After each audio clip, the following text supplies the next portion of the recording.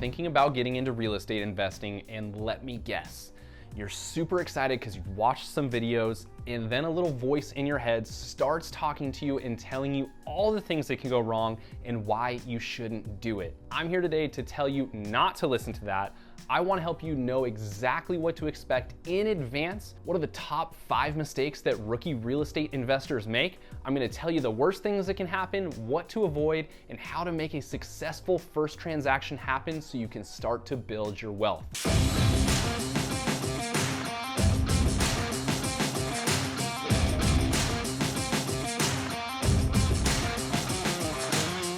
Hey guys, I'm Andrew Lewis, real estate investor and entrepreneur with over 10 years experience building and growing a real estate team and investing in real estate.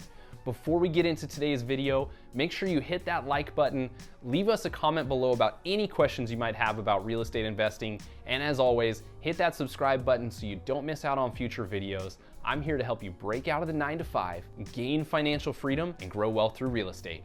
So let's talk the top 5 mistakes that rookie real estate investors make when it comes to making a purchase or thinking about making a purchase. I want to help you shift your mindset, stop listening to that voice inside your head that's telling you not to do it, and actually take those steps necessary to make a purchase happen and start earning some passive income. Mistake number 1 is not buying right now. Again, you're listening to that voice inside of your head that's telling you this is dangerous, don't take the risk, don't do this, bad things can happen. Guess what? That is holding you back from growing wealth. If you don't take a risk, you're not going to grow your wealth. If you're not going to take a risk and you're just going to sit there at your 9-to-5 W-2 job, then you can expect to make exactly what they're paying you and invest in your 401k and retire off exactly what that looks like. If you are looking to get out of that job sooner than 50, 60, 65 years, it's getting further and further out for people, then you need to actually jump out there and take a little bit of a risk. In today's video, we'll show you that it's not that big of a risk at all if you avoid these simple mistakes. But this first one is you've actually got to get out there and make that purchase. Stop waiting. You're waiting for the perfect deal to come up. Guess what? It doesn't happen.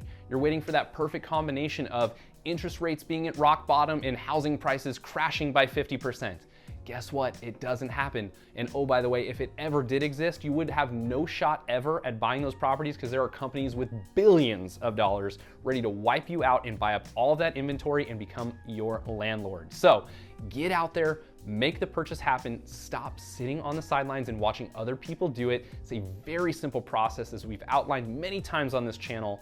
It's a purchase. You work out the numbers, you make sure you have that home inspection, that there's nothing wrong with the home, and you get out there and make it happen. Mistake number 2 is not doing your research. I say it all the time here, you've got to spend time doing some research.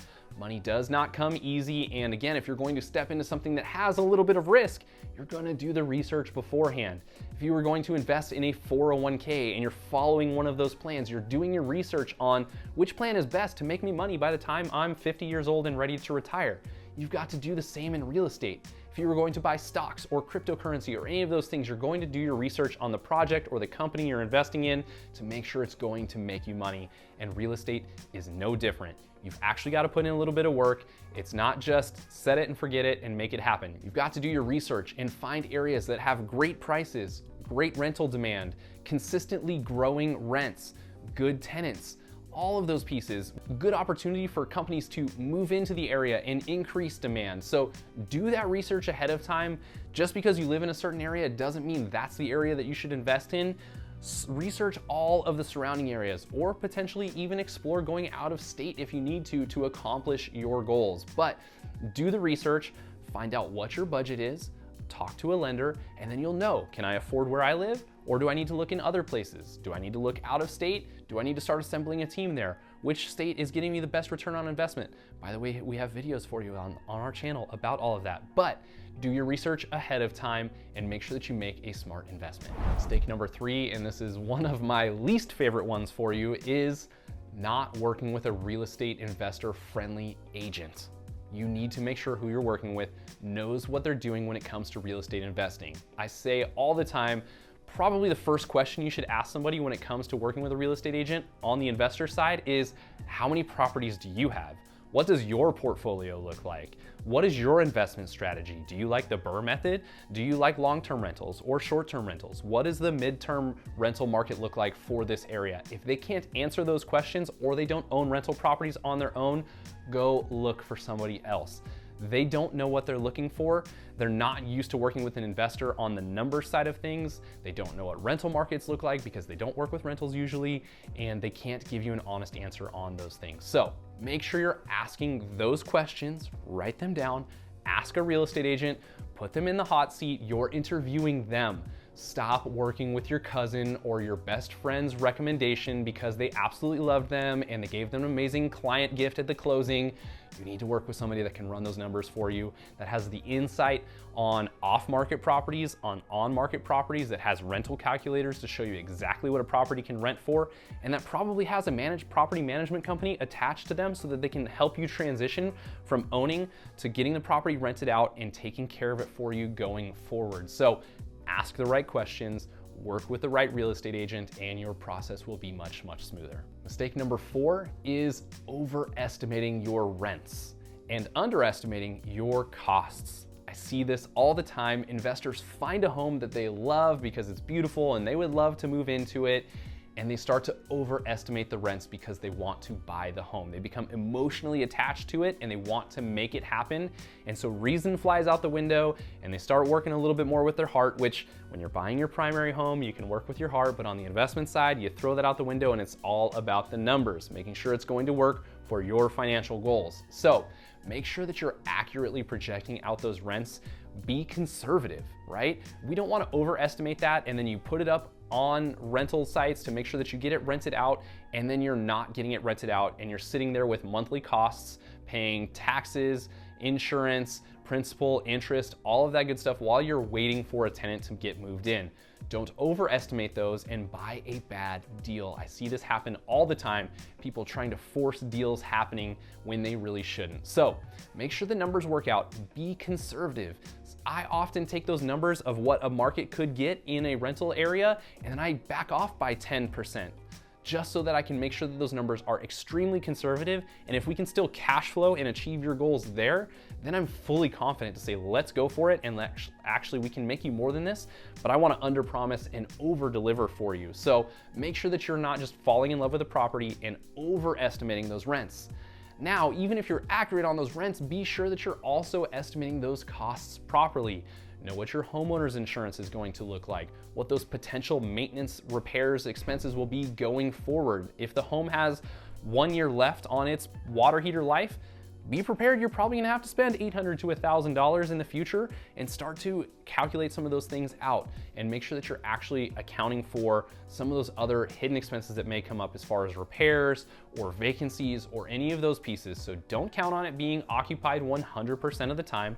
Although if you've done your research, you're gonna buy in a market that does have some strong demand, it'll be very easy to find a tenant, but account for some vacancies, account for some maintenance, account for your property taxes and for your insurance. It's not just principal and interest. Don't just use that Zillow calculator to tell you what your mortgage is going to be. It's wrong, I promise you that. Get an accurate number from your agent or your lender to make sure that those expenses match with the cash flow that you're looking for. So make sure you don't overestimate the rents and don't underestimate the costs. Last but not least, number 5 is feeling like you have to love the house. I mentioned it a little bit earlier, but we're removing the heart from this side of things and we're working more with the numbers. I'm not saying buy it like a rundown property and be a slumlord and force tenants in there because they need affordable housing. But you also have to remove yourself from the scenario. So I find all the time, and actually my own personal experience, buying our first investment property with my wife, she wanted it to be immaculate, like we were about to move into it. And the reality is we don't need to upgrade the countertops to be what we would like.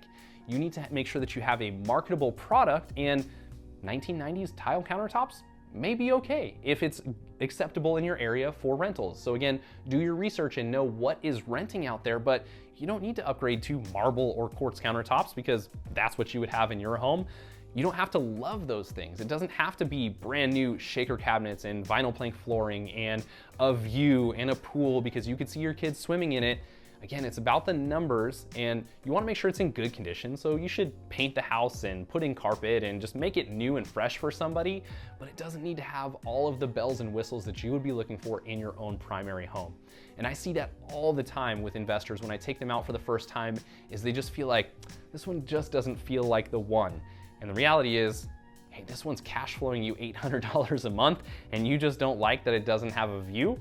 We need to get over some of those humps. So you can avoid this mistake, buy a better deal because you're willing to buy something that maybe needs some new paint and carpet, and you do some of that work ahead of time. Again, going back to number 4 and making sure you've calculated some of those costs, but you wanna make sure that it's not something that you are going to move into. You wanna have a good product for your clients and your tenants, but you also don't need to have something that you would see yourself living in. You don't have to love the floor plan. You don't have to love the location. It doesn't have to be in your favorite school district. It doesn't have to be very close to shopping. If the numbers shake out and the rental numbers show you that you can cash flow on the property and it's in generally good condition, you should go after it. Those are the top 5 mistakes that I see rookie real estate investors make all of the time. So watching this video, you're already 10 steps ahead, making sure that you're not going to make those mistakes and asking the right questions of the right people, anticipating the right numbers so that you'll be set up for success in your real estate investing. If you enjoyed today's content, make sure you hit that like button. Leave us a comment below about any questions you might have, or maybe a mistake you made on your first real estate investment purchase. And as always, hit that subscribe button so you don't miss out on future videos. I'm here to help you break out of the 9 to 5, gain financial freedom, and grow wealth through real estate. We'll see you next time.